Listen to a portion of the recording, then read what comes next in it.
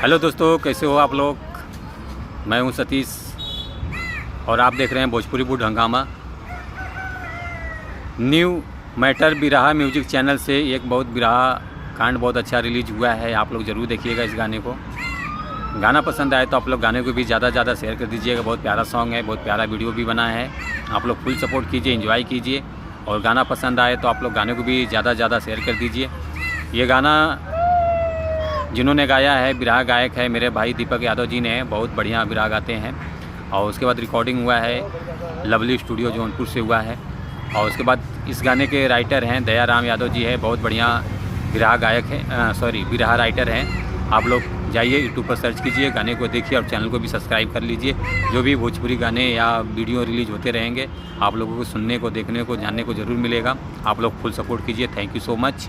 ऐसे ही आशीर्वाद देते रहिए। हर गाने को प्यार दुलार चाहिए।